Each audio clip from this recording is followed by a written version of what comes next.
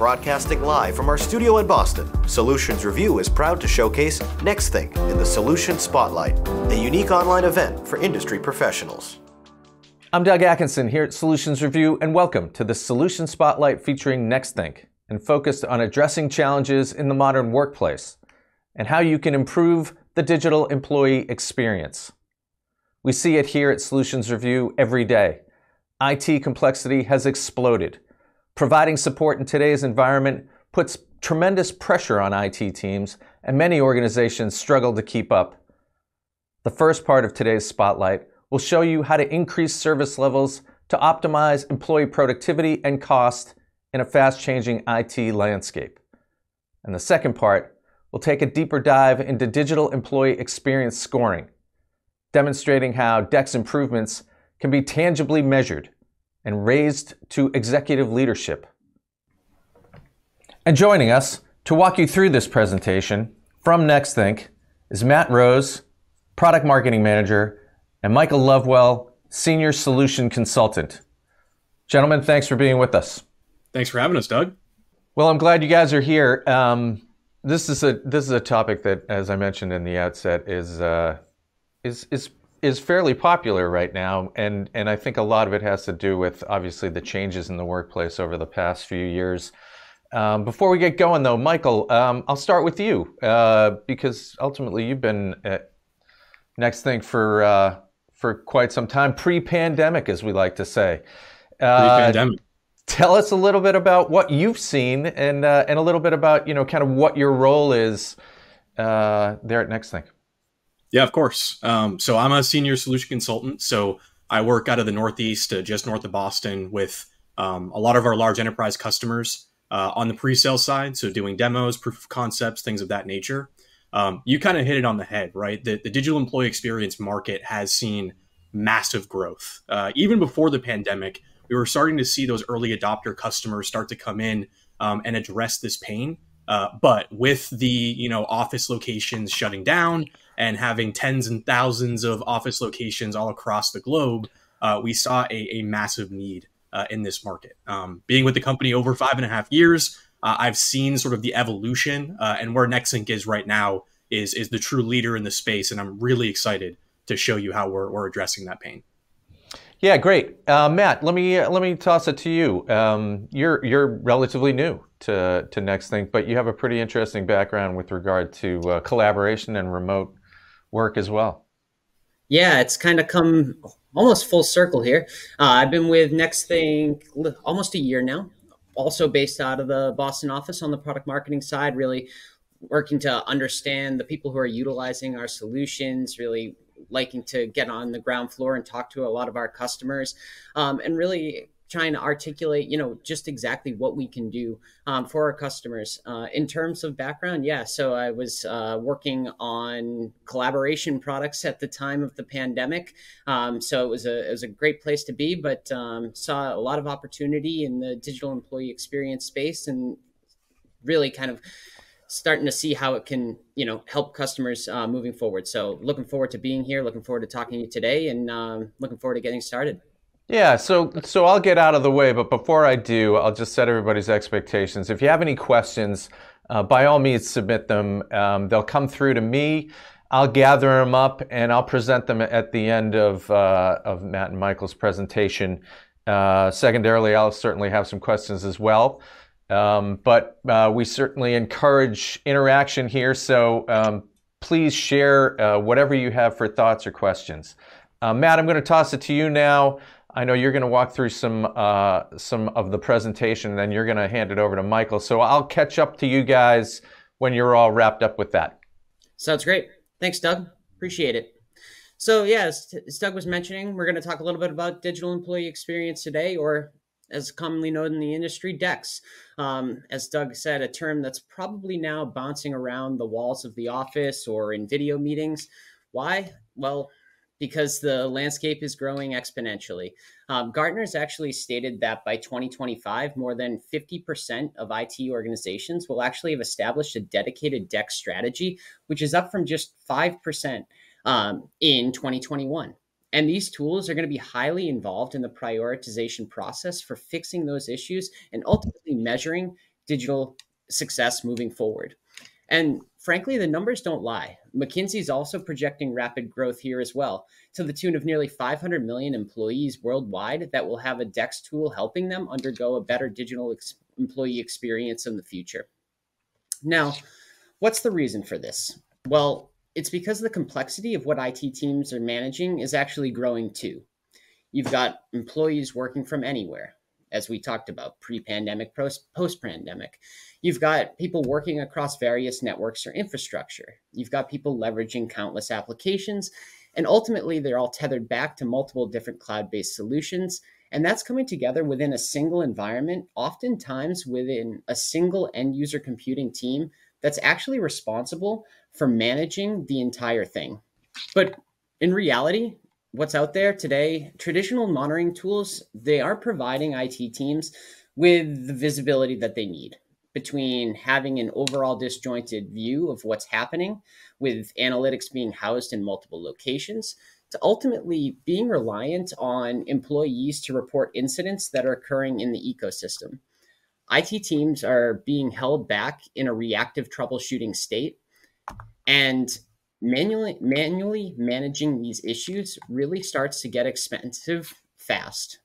There's ever increasing number of tickets that are coming in, and the additional resources that are being added are also kind of playing part in this continued fast moving and ultimately highly expensive way of managing digital employee experience. And we really need to make sure that ultimately DEX and productivity and what employees within an organization are experiencing isn't the thing that's being sacrificed for the sake of service. Now, we know that there's opportunity to really move away from reactive troubleshooting and really towards proactive IT management.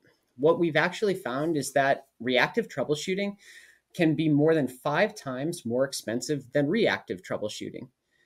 And not only does the troubleshooting process start later when you're solely reliant on employee tickets in reactive troubleshooting scenarios, but it also takes a lot longer to identify that root cause and ultimately remediate the issue.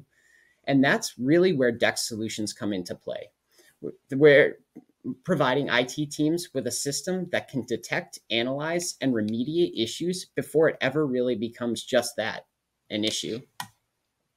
Now, with DEX solutions, IT teams also have visibility that they need to connect the dots between devices, applications, infrastructure, and what the employee is actually experiencing, and have it all in one single vantage point, in one single location, and with one single viewpoint, so that that IT team, that end user computing team, can have those conversations with cross-functional folks in order to be able to ensure that people have all the right information from the employee-centric point of view, the people that are on the ground floor really doing the work for the organization and need to be up and running at all times in order to ensure that business is moving forward. As Mike said, Nexthink is the premier digital employee experience provider, really helping teams to what we like to say is see, diagnose, and fix issues faster than ever before and deliver that unparalleled visibility and continuous improvement to customers' overall IT environment. And now you're probably all sitting here saying, all of this is great. What does that actually mean? What is the tangible value that a DEX solution can provide to my business? Well, we've helped more than 1,100 enterprise organizations worldwide for the last 20 years to address just that. Tactical troubleshooting challenges like individual apps crashing, network connection failures, slow devices, to more highly visible strategic initiatives such as extending hardware life cycles or reclaiming unused SaaS licenses or driving enterprise-wide or operating system migrations, things that really ultimately make that true high impact on an organization in the way that they operate, to deliver ultimately organization-wide KPIs that each individual organization has in mind back to their leadership team so that they're measuring things such as cost reduction, time savings, sustainability, productivity, and so much more. So how does it work? I'm going to take you through a quick drill down of the different phases of our see, diagnose, and fix process, and then Mike's going to conduct a live demo of Nexthink. Now, the first step is all about really kind of establishing that baseline. What does my current environment look like? What is normal for our business? Nexthink actually provides customers with a library of more than 300 pre-configured content packs to help survey your current landscape. You really don't know what you don't know. So we've built out-of-the-box dashboards, alerts, application monitors, and more to help customers really kind of get started quickly. The next step in that is really jumping into that diagnose and fix process. Maybe a problem has just occurred in your organization. What just happened? What's the total scope of the issue? Where does this issue take place? Should I put this issue at the top of my priority list? With both pre-configured and custom alerts, IT teams can proactively be notified when an incident hasn't occurred or an unhealthy threshold has been met. And now that you know that something has just happened, you can drill down into the when and what. Nexthink has a device timeline that tells IT teams exactly what was running on a particular device at the moment that the incident occurred. Was the device slow because there were 37 browser tabs open, a meeting running, and an application downloading happening all at the same time? Or do we actually have a problem that we really need to address? In addition, I think the ability to ingest data from third-party tools to help provide further context really helps with the prioritization process as well. Take Active Directory, for example, right? Knowing exactly which employee group you're talking to when addressing a key issue is perhaps one of the most key things moving forward, especially if somebody like an executive leadership team is the group being affected.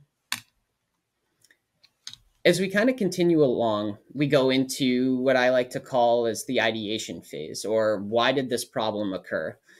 IT teams are able to actually drill down directly from the device timeline into the specific area of concern with a single click.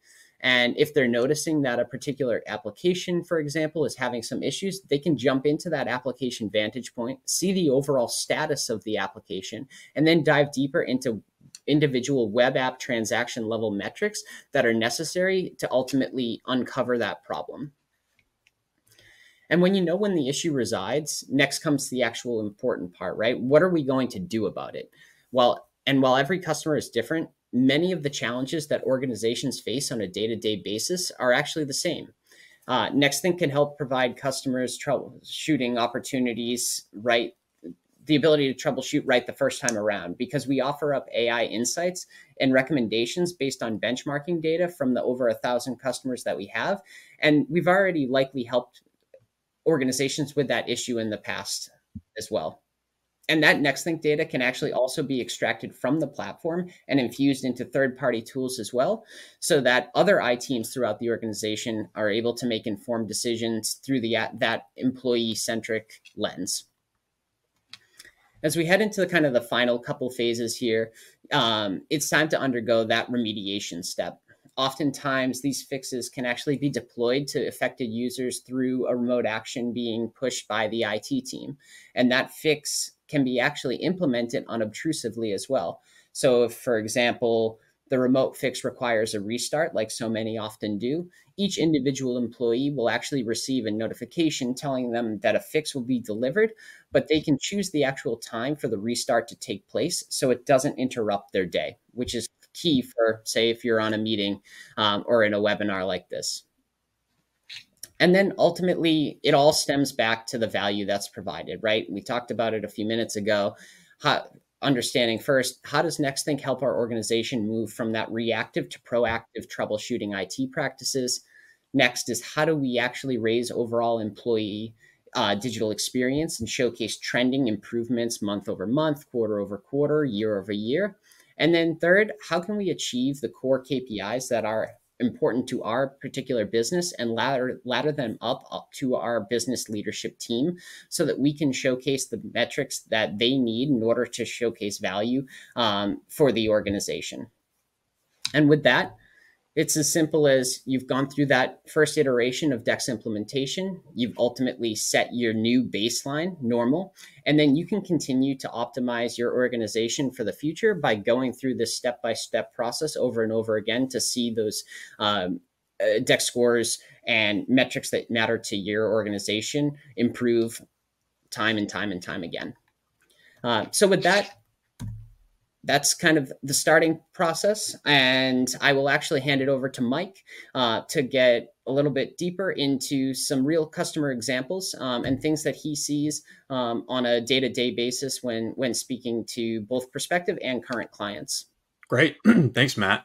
And just to summarize, I think that last slide was super, super important. You don't have to go back to it, but our most successful customers are the people that start to ingrain that methodology into their support model, right? Everyone, I think, is used to for the last 30, 40 years of that reactive, I have an IT issue, I'm going to create a ticket, I'm going to contact the help desk, they're going to come in, remote into my machine.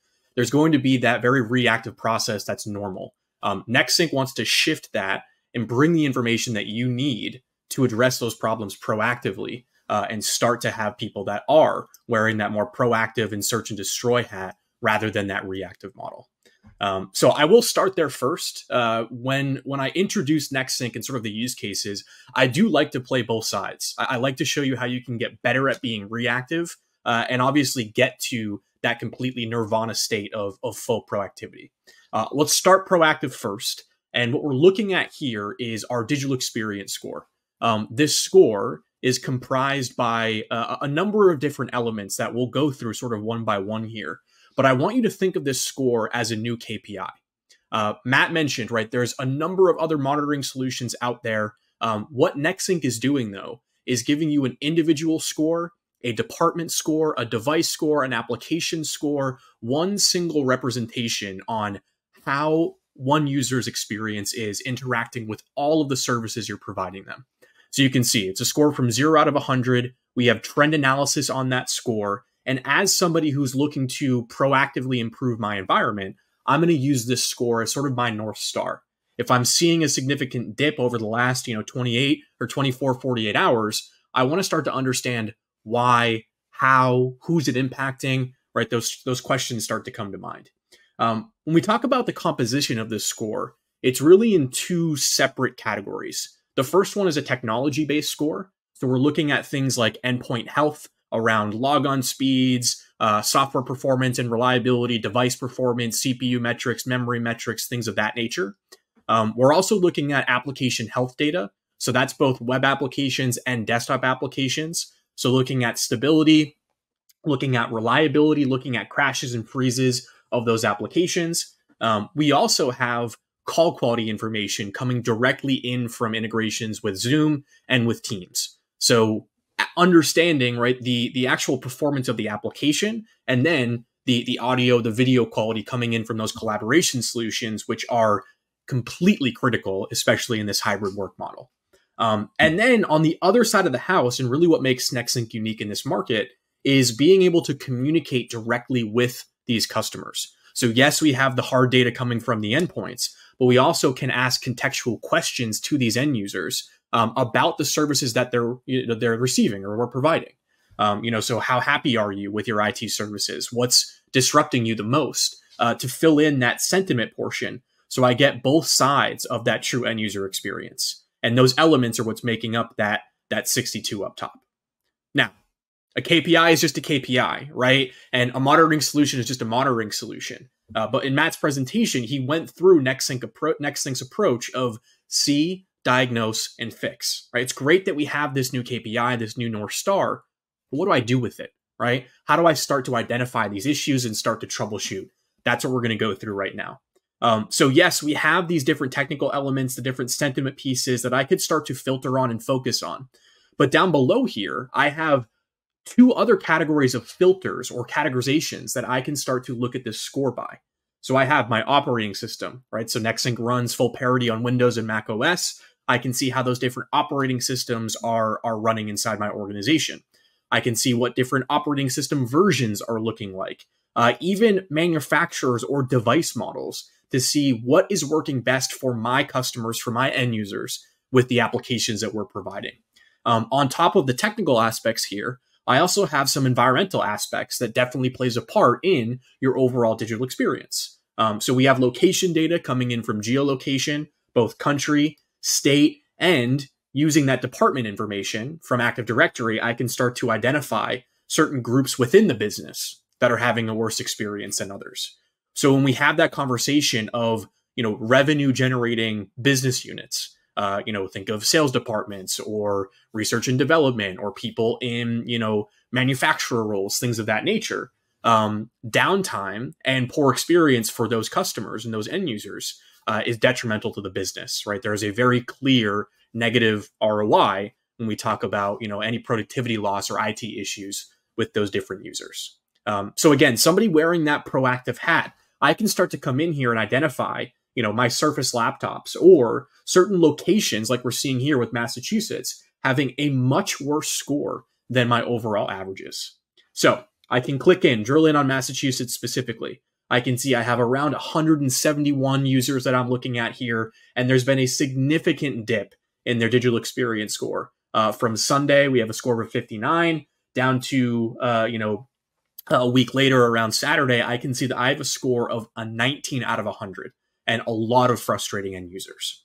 And when I go down to these technology pieces here, I can see there's some application problems with Salesforce, with SAP. I also can see significant collaboration solution issues with Zoom and with Teams. So that's where I'm going to go first, right? Because I know how critical these applications are for my users inside my Boston office location.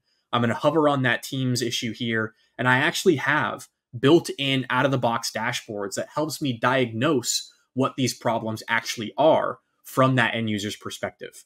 So you can see immediately, I have my digital experience score for my entire environment for that application. But I know that Massachusetts is having an issue, so I can go in and filter on that particular location, on that particular device type or name, or an application type, right? Whatever I wanted to focus on, NexthThink gives you that drill down capabilities here to look at that overall digital experience score.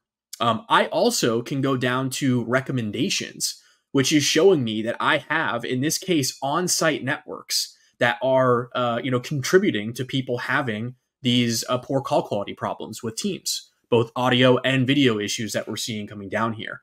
I have some devices that need a Teams update, right? So we have all of these built-in recommendations for next step scenarios. I also have correlation dashboards where within Massachusetts, I can see that it's only my on-site devices, right? These Boston office location users that are having my problem, right? That are experiencing this poor performance with this particular application. All the way down to identifying very technical metrics like jitter, packet loss, frame rate issues with the application itself. So if I go back down to these call correlations, and I'm just going to go in to grab, let's just grab these users here. I'm going to view this investigation, essentially grab that entire list of locations or devices in this case to be able to drill into a particular machine that's having this issue. So that was sort of a dashboard wide view. Now what I'm looking at is an individual device timeline, which shows me all of the activity on this particular machine. So I can see, right, they're having some errors up top here, which we'll talk about in just a moment in another use case. But I can go down immediately to my activity bar here, where I can see poor audio and video calls consistently with this device. Now, what I also see here is when I line up that Teams call with connectivity, I can see that there is poor Wi-Fi signal strength for that SSID, which happens to be in my Boston office location. So to summarize here, right, I had no tickets coming in telling me that Teams was a problem. This was simply me identifying a group in my business, a location that was having a lower score, led me to a Teams issue. And now I can see that the root cause of that problem is actually some network problems inside that office location. And it's not only impacting Teams, right? If I go down to other applications that this user is accessing, I can see latency with Salesforce and with SAP and our single sign-on application. So there is degraded performance and definitely frustration across the board. So I can take this information, I can bring it to my network team, ask them what they might have changed in the Boston office location in the last, 24, 48 hours that could have kept my users from properly, accessing the solution. And in the meantime, I talked about having that communication option, right, where I can go and ask the users contextual questions. Absolutely can still do that. But I also can alert users or notify users and say, hey, we noticed that you might be having poor performance with Teams because you're connected to Wi-Fi, right? In the meantime, if you are able to hardwire in or, insert your next step for these users, I can also preemptively stop them from creating tickets to the help desk to be able to get a hold of these problems a little bit faster and, right, sort of change that perception of IT. All right. So that's that completely proactive scenario, right? And I'm totally aware that that is the nirvana situation where I don't have any tickets coming in. Nexthink is showing me or telling me or alerting me of these different anomalies. That's not always going to be the case, right? Quite often, you're going to have to pull up a particular machine. Like if I knew that I was having an issue with one of my Miami devices here that I wanted to pull up and open up in a device view, I have all of this troubleshooting information at my fingertips, right? We saw a little bit of it in that last scenario, but going from top to bottom here, I have every single app crash or freeze that's happening on a device. I have detailed CPU, memory, GPU, disk performance data coming from all of our device performance categories here, where if I'm seeing something like a spike in CPU utilization, I can highlight that particular event and see exactly what application is causing some frustration for this user. I have connectivity data, right? So Wi-Fi versus Ethernet performance. If you're using VPN solutions like Zscaler, Global Protect, things of that nature, I can look at the overall health of those applications. I have activity information, installations, uninstallations, reboots, call quality data, direct application usage and interaction, whether it's web-based or desktop-based, and I have user interaction for these different devices. So whether it's a single device user or single user on this machine, or a shared device in either a shared workspace or in a virtual setting, I can see exactly what users are interacting with these applications or this device at a certain time to help with my troubleshooting prospects. Two things that I like to point out that are a little, hidden nuggets, if you will, inside Nexthink are the benchmarking capabilities that we have from both the device and a user standpoint. So top right corner here, I have my device benchmark, which allows me to isolate this particular machine to see what is unique about that device versus all of the other machines inside our organization. So I can see that it's a desktop, which is the smaller population of devices. I can see that it's an HP. It's this particular device model. It's on this particular operating system, this CPU type. It has these security agents or these applications installed. And then from a usage standpoint, right, I can see that it has 8 gigs of memory, this amount of drive capacity, and how that might set itself apart from the rest of our fleet, right? Because in that troubleshooting scenario, one of the most difficult things to do is arguably, right, get the right information out of the end user, which is not always the easiest thing to do. But it's to find what's unique, right? What is the root cause? What's the bottleneck that's causing some issues on this particular endpoint? And ultimately, is it unique to this endpoint, or are other users inside my environment suffering from that same ailment? This benchmarking allows you to get a lot closer to that end of job, right? And identifying these issues. And then if I go back from a user's standpoint, right, I also can go down here and identify if there's anything unique about this particular user. So I can go over to my user overview, which actually brings a little callback to that digital experience score. I can see that my selected user here actually has a little bit of a higher average DEX score than my entire population. I have Active Directory information pulled in here for the user and for that device. Going down to the breakdown of that particular score, you can see that they have a great endpoint score. They have a little bit lower of an application score. I can go down to most used applications, right, to really help you identify and shorten that mean time to resolution, right, that MTTR in that reactive model of this user came in and said we have a problem. Well, what's the fix, right? So you have all of that great detail on an end user's perspective here.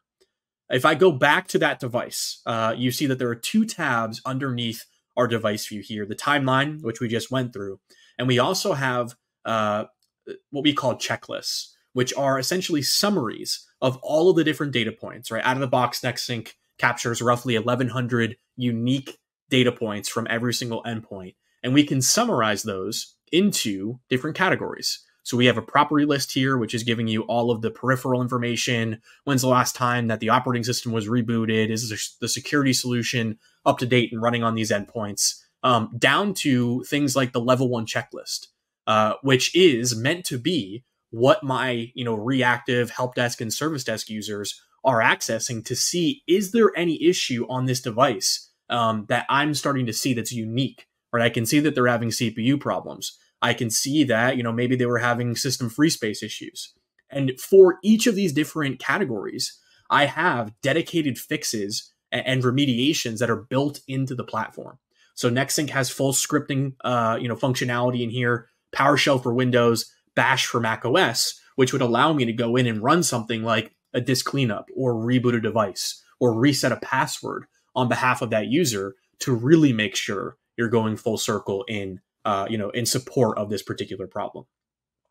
And even outside of that, right, when I talk about, barrier of entry into something like Nexthink, it's a lot of information. You can do a lot of different things with it, right? There's, HR benefits, there's application, team benefits, there's network benefits, obviously, digital workplace and end user experience and end user computing team benefits.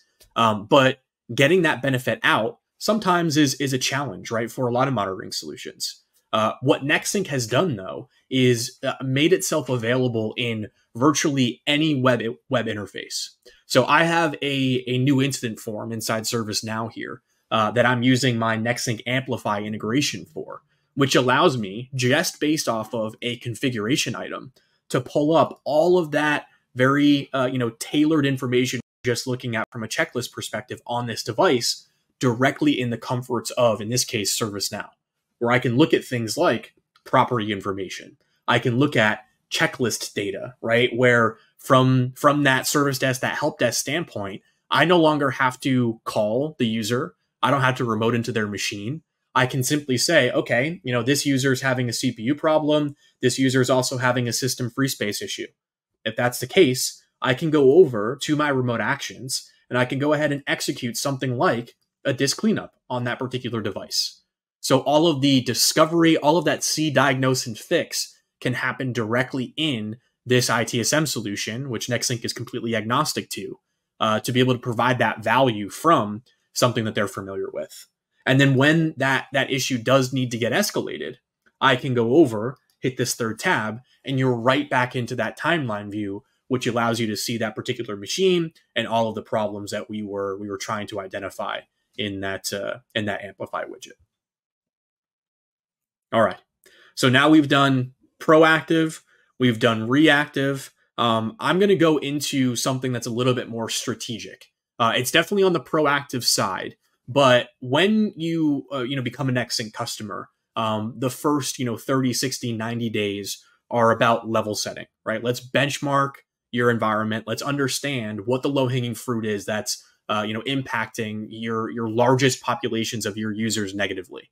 Let's set up automations for those. Let's set up communications for those. What that doesn't address for is changes. And as we all know, in IT, changes happen by the hour, right? Definitely daily, but in most cases, there's auto-updating applications. There's new users to your organization. There's all of these different factors that play into change in IT. So if there are big changes to applications, to operating systems, right? There's ways that you can start to track that change and the impact of that change across your endpoints.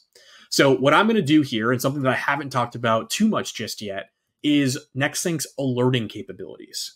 So I have a full, monitoring capability, whether it's for applications, for devices, for certain groups, right? For VIPs inside our organization to identify when they're having things like poor call quality with Teams, or application crashes with our security agent, or a transaction issue inside one of our core applications, right? From a SaaS application standpoint.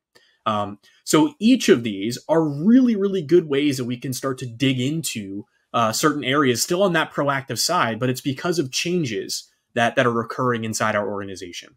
So I'm going to go and address both of these. The first one, I have a crashing increase for our security agent, which I can click on that agent And again, another built-in dashboard that Nexthink has for me here to show me the sort of trend line of when I started to see a lot more crashes coming from our baseline or going away from our baseline here, all the way down to those same types of filters, right, around technical aspects, looking at the operating system, the hardware type, the binary version, the binary path, location groupings, organizational groupings inside our company in this case.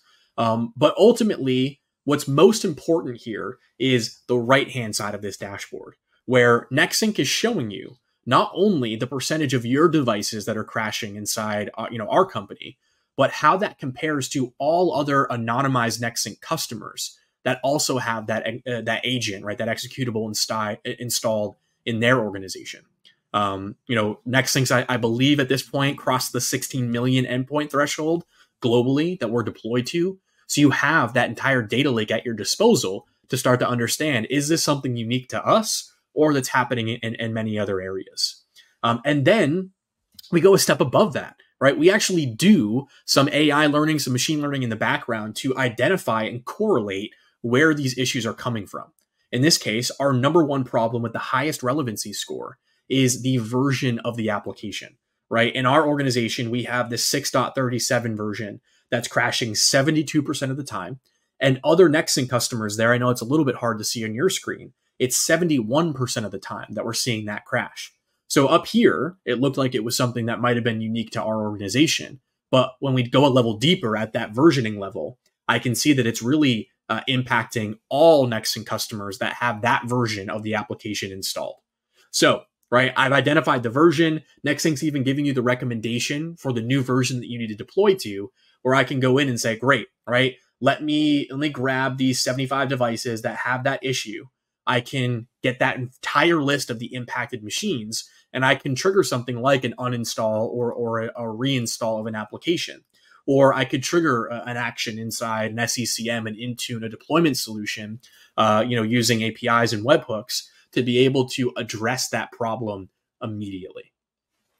Now, we could go a step further, right? If I didn't want to wait for something to start crashing and I knew that I was acquiring a new solution, or I was just, preparing for an upgrade or an update to an application, I can take what Nexthink calls binary profiling. I can input any executable, whether it's installed in your environment or just something that you're curious about, deploying.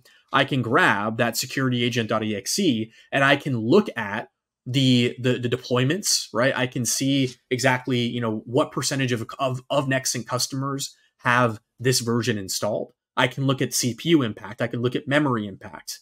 Let me go and grab something a little bit more, timely here. We were talking about Teams earlier.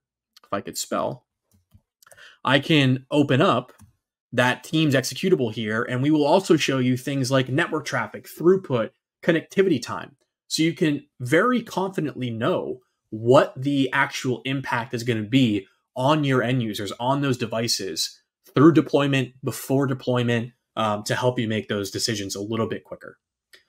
So let me go back to our alerts overview, right? That's for desktop applications, for executable-based applications. For web-based applications, Nexthink can get even more data on how users are trying to access those solutions. So let me go over to our SAP dashboard.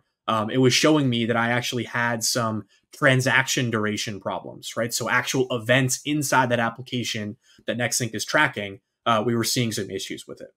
So I go open SAP here. We have a few different, buckets of information. I have adoption data. So how often, how many users are accessing the solution? What key pages or sub URLs are people accessing? What transactions are actually occurring the most inside the solution? I have reliability data. So if there are any net errors, 500 level, 400 level errors that we're seeing from users being denied access, I'm going to be able to see that here as well. I even have a troubleshooting dashboard. So you can start to sense some themes inside Nexthink. We don't just want to give you data. We want to correlate the data. We want to lead you to next steps and remediations. It's exactly what this is doing here, where we're seeing, page load duration issues, key pages that have the most frustrating page loads, even a heat map of where I'm seeing some issues bubble up in certain locations globally. all of that data is here for you to start to filter through. Probably the most important and what even drives a lot of that troubleshooting aspect is this speed tab. So inside the speed tab, I have page load durations. So how long is it taking for me, if I were to replicate this, right, to load this page from my end user's view? How long did that page load take for my users? I have that on average, right, broken down by the backend, the network, and the client, breaking that down further by different browser types, different operating systems, different locations to help you identify those trends. Again, right? Is there a version of Chrome or a location that's potentially impacting how my users are accessing this application? Even down to transactions, right? So transactions, like I said, are the click or the key strike of something inside this application that Nexthink is capturing for you. Maybe it's tied to revenue generating, like I said before. In this case, right, when I click on transactions, I can see that I had, roughly a 3.5, call it, average duration for my transactions that has spiked over the last week or so, right? It's now on average around 7 seconds. Let's call it 6.5 seconds for these different transactions. And if I go down here, I can actually see that there was a change in my versions for these transactions, right? I have post goods issue number 1, which is when I had that very average duration. And then I have post goods issue number 2, which is where I see that very, very clear spike of duration, right, for those completed transactions. And when I drill down here, right, if I were to unclick post goods issue and just do the version 2 here, I can see an even clearer delineation of why I'm experiencing this problem, right? I have a particular browser type, in this case, versions 95, 96, 94, 93, 97 of Chrome. Anything above version 97 for both Firefox, Edge, and Chrome seem to be much more stable with this transaction duration. So in this case, what happened was our application team that was owning SAP in this case were developing this new function inside the application, and they didn't check backwards compatibility. They were testing it on new versions of their browsers, and we can see that there's some legacy versions that are impacting our users. So again, right, I can drill into these different browser types. I can grab my list of devices that have a frustrating experience with that transaction without those particular browser types. And now I have the ability, again, to go to those users and execute remote actions, right? I can go to these users and say, hey, we noticed that Chrome is outdated and we need to update you to the latest version because it's going to have a positive impact on how you're interacting with these different applications. So you can do it completely automated in the background and blind to the user. Or once again, with that communication option, I can go specifically and only to those users that have that outdated version of Chrome. And I can say, hey, this is impacting the way that you're working. Your SAP performance is being, affected by your outdated Chrome version. Can we update this for you? When that user goes in and clicks yes, then we have, right, that remediation action to update them to the version kicks off for that particular end user. So you go from, right, we're making a change in SAP, let's target, some pilot users and get some feedback from them. That changes to, I can see, based on clicks of the mouse or strikes on the keyboard, exactly what that performance looks like from the end user's perspective. I can still communicate with them, right, and ask them contextual questions around SAP if we are making changes. But ultimately, when I identify any issues in that strategic change, right, in that transformation, I can remediate it immediately. I can communicate that to the users, and again, get back to that change of perception for IT, and right, ultimately get us to a much higher digital experience score. All of our customers are striving for a 100, right? It's a very lofty goal, but with these different changes, with your core applications and all of the options that we're giving you for remediation and automation and discovery, it's an achievable goal, right? To be able to provide the best digital experience possible for your entire end user suite. Matt, anything from your perspective that I left off before I kick it to maybe some Q&A? I think you hit the nail on the head there and would encourage some Q&A. I think we've done a lot of talking. We showed off the platform a little bit and looking forward to hearing what other people have to say. Yeah, great presentation, and we do have some questions. But before we do, I want to hang on the last bit of that presentation just a little bit, because Sure. what you're talking about here is bigger than just the experience score. It's about retention. It's about a workforce that that adds value over time, right? I mean, ultimately, that's what you want are folks that are going to stick around. And I do want to point out, with regard to the piece where you're showing was it 16 million endpoints that you're currently managing. I know you've got over 1,000 customers. Yep. And I would encourage everybody to, who's curious about, where that anonymized data is coming from, to head over to the Nexthink customer page. It's not only got a lot of great logos and some of the biggest logos you'll ever see, but some case studies, some videos, and a bunch of other resources as well. I think that's just fascinating, the way that you're able to provide that perspective. And it leads me to the question, which is ultimately, who is monitoring this? I mean, this seems like it's almost a new role within an IT organization. I mean, where were you finding your current customers, placing this sort of a solution within their organizations? Yeah, it's a great question, right? It's why I lead with it, because it's almost always the next step question. There's a lot of information. What do I do with it? How do I operationalize something like Nexthink? You talked about our customers, right? We have customers with hundreds of thousands of endpoints. We have customers with, a couple thousand endpoints.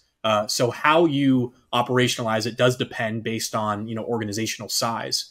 But bottom line, I think most often Nexthink is fitting in with that end user computing, that desktop engineering team. Think about your level 3 folks that are handling the most complex issues affecting your end users. Probably 1 or 2 SMEs or admins of the solution. It should not be their full-time job, but they are going in, they're setting up automations, they're doing those, checks in different areas, checking alerts, and seeing if there are any low-hanging fruit to address.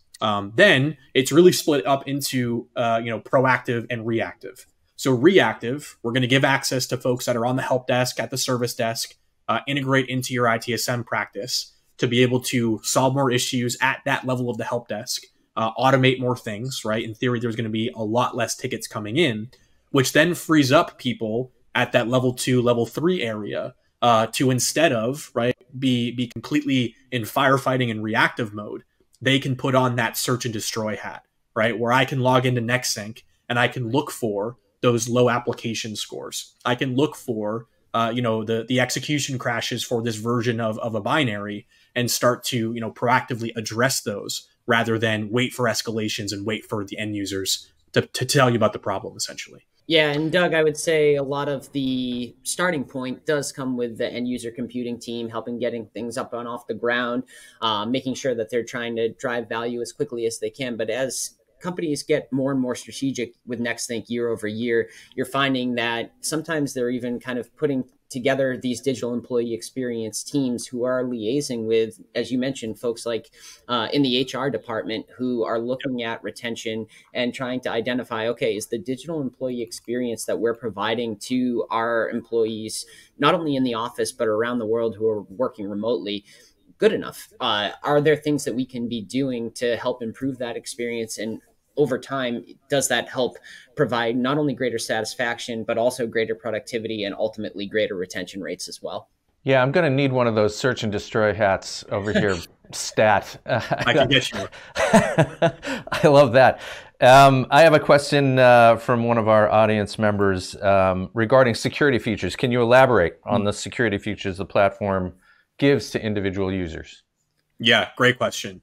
So Nexthink has the benefit, I always say it's a benefit, of being dually headquartered in Boston, Massachusetts, but also in Lausanne, Switzerland. So we have a lot of customers in the EU, specifically in Germany. So Nexthink's fully GDPR compliant. We have, full ISO certifications with the proper NDA in place. I'm happy to share with whoever answered the question all of those certifications. But like I said, we have a very large scale enterprise-based customer that allows us with all the proper security channels in place. But that GDPR piece is baked into the solution, and we have full compliancy there from that standpoint. Yeah, and with many customers across many different industries, including public sector, we have to make sure that everything stays up to date year over year. And as environments change, so too does ours, to make sure we're up to date with not only security, but privacy and compliance as well. And as you look at some of the different things that, Mike was talking through, including cloud benchmarking and AI insights and all that kind of good stuff, we're making sure that all customer data is anonymized and or kept private themselves if they don't want to share with even with us. I mean, Nexthink is not a startup. I mean, it's a pretty well established company at this point. I think it's been around for almost 20 years, I guess. I think there's probably some pretty good security features involved. Question: can you talk a bit about how Nexthink can scale against a hybrid workforce? Yeah, a few different ways. I think, first off, just from a connectivity standpoint, the only thing that a device needs to communicate to Nexthink is a network connection. So it does not have to be your organization's connection. You could be, working from the Hilton downtown Boston, and we're going to be able to see that information. So you also can tag devices based on a number of different factors, right? IP addresses, manual imports, Active Directory information to show when a user is on-site versus remote or in that hybrid category. We have dashboards that allow you to actually see the difference in experience based on how those devices are working, right? How those users are actually approaching their day-to-day, their week-to-week. But that network piece, I think, is the biggest hurdle, right? Being able to very confidently and clearly see that your Wi-Fi signal strength coming from this SSID in this Starbucks or this hotel is what's impacting it, not your device, not your application. It's kind of like the first layer of defense for your service desk, right? Your support team there. So I'm curious about the DEX score, which I think is a really interesting metric and quite frankly, a unique metric to this solution. Tell me a little bit about how you get to that. What are the factors involved? I can start, Mike, I know, and then I would love to pass it on to you for some of the more fine details. But I think as you look at different DEX solutions, everybody's kind of defining it slightly differently in terms of what's components are going into it. We've been around for a long time. We've been looking at, what are some of the things that matter most? And to us, kind of the core thing that we need to ensure is that we not only have visibility from the device standpoint, but also the applications that people are utilizing, including collaboration apps, as Mike was kind of showing, and then really that user sentiment factoring in. How does a person's perception really kind of play into the hard metrics that we're getting as well? Because sometimes the hard metrics don't tell the full story. And we want to make sure that every kind of employee throughout the organization has a voice back to their IT teams to say, hey, yeah, we're having a great experience and, our device is good. You can keep that device running for extra years to help save cost, ultimately back to the business. Or, you know what, I'm really having some issues, and not only do I need something addressed, but potentially I need a new device to go along with it. Mike, I don't know if there's anything you would add there too. Yeah, I think there's a lot of different, scores out there, like you said. A lot of people that are shifting from an SLA approach to an XLA approach, right? Experience level agreements. And the analogy I always liked when those conversations are happening is the watermelon effect, right? A lot of times there's going to be monitoring solutions, different sensors that are just looking for availability, right? Is this application reachable, right? Is the light green? But on the inside, when you peel that back, the actual experience that an end user has with that application could be awful, right? For a number of different factors, but the outside's looking green, but the people using the application are in a lot of pain. It's fully red.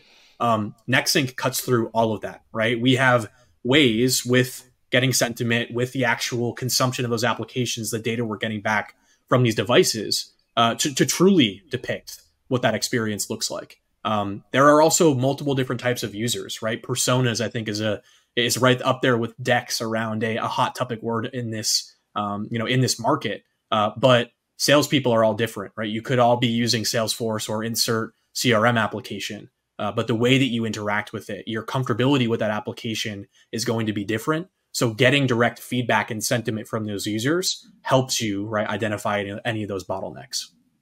So what's the next step? How does it move from demo to a consideration cycle? I mean, what is a typical kind of engagement, proof of concept? I mean, how do you guys begin that conversation with a prospect?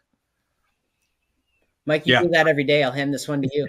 Yeah, no problem. No problem. It's my forte. Yeah. So typically we'll do a couple more demos, right? We would want to get more feedback from the customer themselves. What are your challenges? What are your initiatives? Did anything that I showed today or during that demo sort of pique your interest to be able to kind of solidify our use cases? We call them proof of values, right? But proof of concepts would be a next step there.